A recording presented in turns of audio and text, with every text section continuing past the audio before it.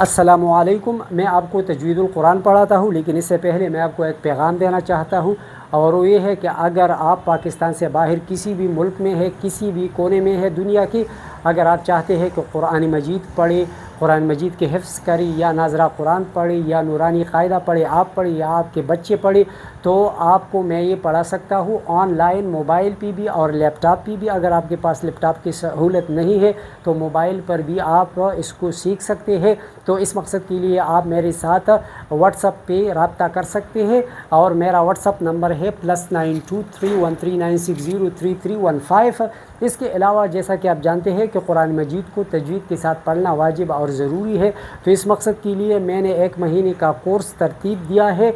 تجوید القرآن کا، تو وہ بھی میں آپ کو آن لائن پڑھا سکتا ہوں۔ اگر آپ کے پاس 1 مہینے کا ٹائم نہیں ہے تو پھر 1 ہفتے کا ایک کورس ہے، تو آپ اس کو لے سکتے ہیں۔ اگر آپ کے پاس 1 ہفتہ بھی نہیں ہے تو قرآن مجید کو درست تلفظ کے ساتھ پڑھنے کے لیے آپ کے ساتھ تو کم از کم 2 گھنٹے نکالنی چاہیے۔ تو 2 گھنٹوں میں آپ مجھ سے اپوائنٹمنٹ لیں گے، اور 2 گھنٹوں میں میں کوشش کروں گا کہ تجوید القرآن کے جو اہم ترین قواعد ہیں وہ میں آپ کو پڑھاؤں گا، اور قرآن مجید میں جو مشکل الفاظ ہیں ان کو پڑھانے کا طریقہ سکھاؤں گا۔ اس کے علاوہ اگر تجوید کے حوالے سے یا قرآن مجید کے حوالے سے جو کویسچن ہے ان کے جوابات میں آپ کو دوں گا، اور ایک مائکرو ٹیچنگ کے ذریعے 2 گھنٹوں میں میں آپ کو اس کے قابل بناؤں گا کہ آپ قرآن مجید کو تجوید کے ساتھ انشاءاللہ پڑھیں گے، اور یہ آپ کے لیے بہت بڑی سعادت کی بات ہوگی کہ آپ کا نام جو ہے قرآن مجید سیکھنے والوں کے لسٹ میں آئے گا۔ تو یہ بہت بڑی بات ہوگی۔ میں آپ کو ویلکم کروں گا، جب بھی آپ مجھ سے رابطہ کریں گے میں خوش رہوں گا، اور آپ کو میں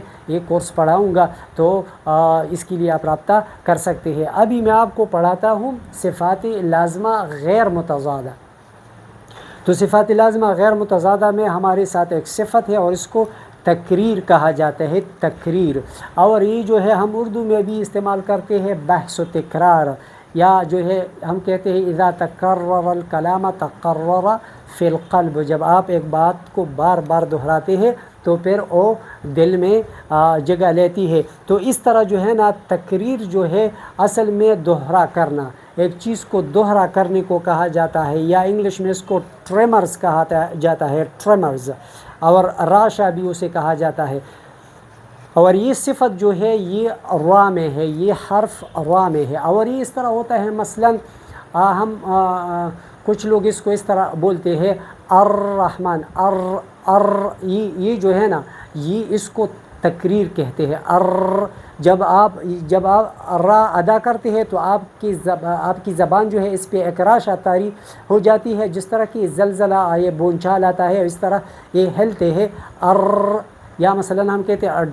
ڈرنا، مرنا، تو اس کو تکرار کہا جاتا ہے، یعنی تقریر، اس کو صفت تقریر کہا جاتا ہے، اور یہ صفت را میں پائی جاتی ہے، لیکن آپ نے اس صفت کو آبزرو نہیں کرنا ہے، یعنی آپ نے اس کو نہیں کرنا ہے، اس سے بچنا ہے۔ کچھ صفات تو ایسے ہیں کہ ان صفات کو آپ نے ادا کرنے ہیں، لیکن کچھ صفات ایسے ہیں کہ ان سے بچنا ہے، اور ان صفات سے جو بچنا ہے تو ان میں ایک صفت یہ بھی ہے، صفت تقریر، جو کہ را میں ہے۔ تو جب بھی آپ را ادا کریں گی تو اس سے آپ بچیں گے کہ اس میں آپ تقریر کریں، یعنی اگر آپ اس طرح پڑھتے ہیں الرحمن الرحیم تو یہ غلط ہوگا۔ آپ پڑھیں گے الرحمن الرحیم، آپ کوشش کریں گے کہ اس پہ کنٹرول پائے۔ پریکٹس سے ہوتا ہے، جب آپ بار بار کسی قاری صاحب کو سنتے ہیں، کسی پڑھنے والے کو سنتے ہیں، اور پھر وہ اس کو نہیں کرتے، تو آپ بھی کوشش کریں گے تو آپ اس پہ کنٹرول پا سکتے ہیں۔ مثلا میں آپ کے سامنے بولتا ہوں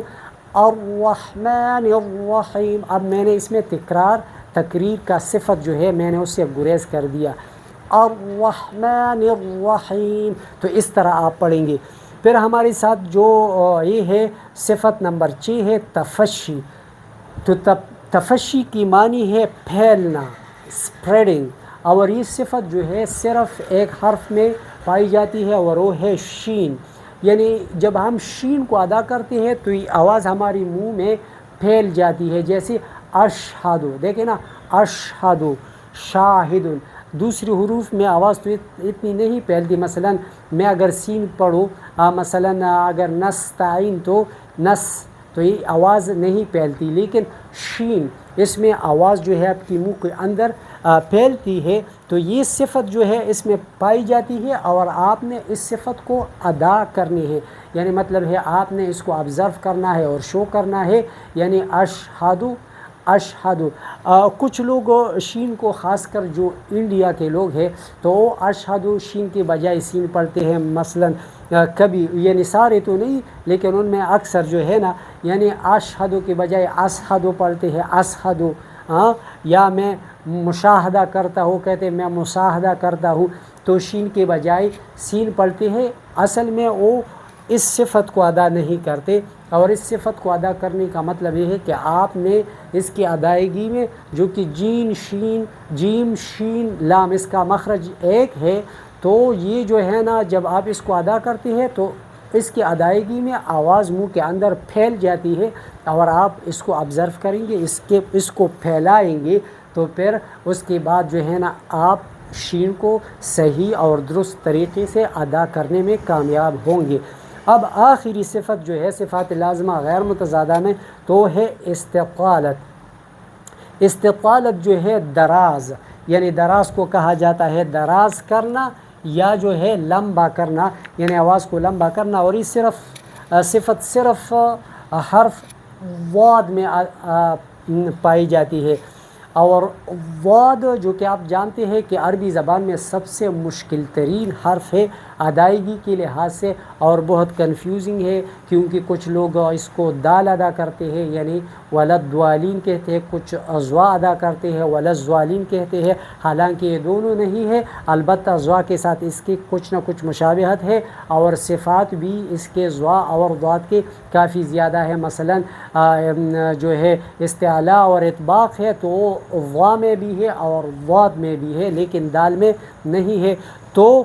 وا کے ساتھ تو اس کی کچھ نہ کچھ مشابہت ہے، لیکن دال کے ساتھ اس کی مشابہت نہیں ہے، تو یہ ضاد جو ہے اس کا مخرج بھی بہت لمبا ہے، یعنی جب آپ کی جو یہ جو آپ کی زبان جو ہے نا، اس کے جو حاف لسان ہے وہ آپ کی اضراس علیا کے جڑ میں لگ جاتے ہیں، تو اس سے ہم ضاد ادا کرتے ہیں، تو چونکہ یہ جو ایک اس کا مخرج بھی کافی لمبا ہے، تو اس طرح جب ہم اس کو ادا کرتے ہیں تو اس میں ایک طوالت پیدا ہوتی ہے، اس کو ہم لمبا ادا کرتے ہیں، مثلا وَلَضَّالِّينَ غَيْرِ الْمَغْضُوبِ، تو یہ دوسری حروف کی ادائیگی کی بنسبت اس کی ادائیگی میں زیادہ وقت لگتا ہے، اس لیے اس میں یہ صفت پائی جاتی ہے، اور آپ نے اس کو اس طرح ادا کرنا ہے، غیر المغضوب علیہم ولا الضالین۔ تو یہ تھے تمام صفات لازمہ غیر متضادہ۔ مزید سیکھنے کے لیے اس چینل کو سبسکرائب کیجئے، اس ویڈیو کو بھی لائک کیجئے، اور شیئر بھی کیجئے، کیونکہ آپ کے لیے ایک صدقہ جاریہ ہے۔ اللہ حافظ۔